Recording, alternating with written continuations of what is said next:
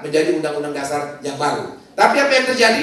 Di badan konstituante itu terjadi tarik-menarik kepentingan, ideologi dan lain sebagainya, sampai akhirnya badan konstituante gagal melaksanakan tugasnya untuk membentuk konstitusi yang baru, sehingga akhirnya Presiden Soekarno menggunakan kewenangannya atas nama keselamatan bangsa dan keselamatan rakyat. Dia mengeluarkan dekret Presiden tanggal 5 Juli tahun 59 yang menyatakan kembali ke Undang-Undang Dasar 1945. Apa yang ingin saya katakan dari penjajahan dalam bentuk baru, yaitu adalah suatu sistem yang dipraktekkan bagi sebuah bangsa, yang mana sistem itu ketika tidak sesuai dengan kepribadiannya akan menimbulkan kontraksi-kontraksi sosial, politik, dan lain sebagainya. Sistem yang dipaksakan itu, sistem demokrasi yang dipaksakan itu, sistem yang tidak sesuai atau tidak cocok untuk bangsa Indonesia, sekarang dipraktekkan kembali. Sistem demokrasi liberal kemudian menjadi ruang bagi ekspresi siapapun untuk menunjukkan pendapatnya, kepentingan, dan sebagainya, yang akhirnya cenderung menimbulkan suasana yang tidak atau kurang kondusif ketika alam demokrasi liberal ini dimanfaatkan untuk saling caci mencaci di antara tokoh-tokoh bangsa.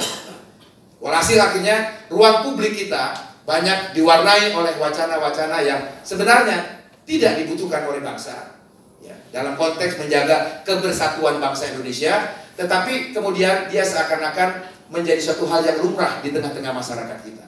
Caci maki di antara pemimpin, di antara tokoh bangsa, saling menjelekkan, saling menghina, seolah-olah bagi suatu hal yang lumrah, yang sebenarnya ini bukan kepribadiannya bangsa Indonesia.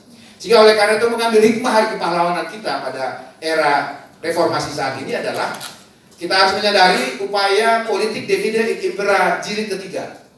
Jilid pertama zaman kolonial, jilid ketiga dalam demokrasi parlementer. Nah, jangan sampai politik divide et impera di jilid ketiga ini yang sudah diberikan fasilitas yang sangat memadai, yaitu fasilitas untuk melakukan ahlul fitnah wal jamaah gitu, dengan pesawat gawai.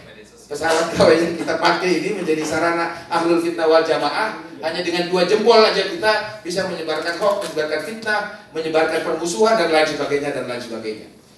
Ada 100 dalam data statistik dari BPS Prof. Wiwi, dari 260 juta rakyat Indonesia, 170 juta diantaranya itu menggunakan smartphone ini.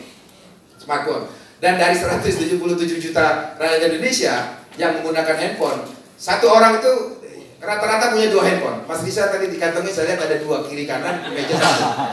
Prof. Hidayat juga ada 2 juga. Jadi kalau 2 katakan diambil rata-rata kali 170 juta, 77 juta udah 300 lebih pesawat smartphone ini dimiliki oleh bangsa Indonesia. Ironisnya, teman-teman sekalian, pesawat gawe yang dipakai oleh 170 juta rakyat Indonesia ini tidak ada satupun yang diproduksi oleh bangsa kita sendiri. Mulai dari handphone yang paling murah, itu handphone sejuta umat, sampai handphone yang paling mahal yang harganya sekitar 1 miliar. Karena di dalam handphone itu ada berlian, Pak, maksudnya.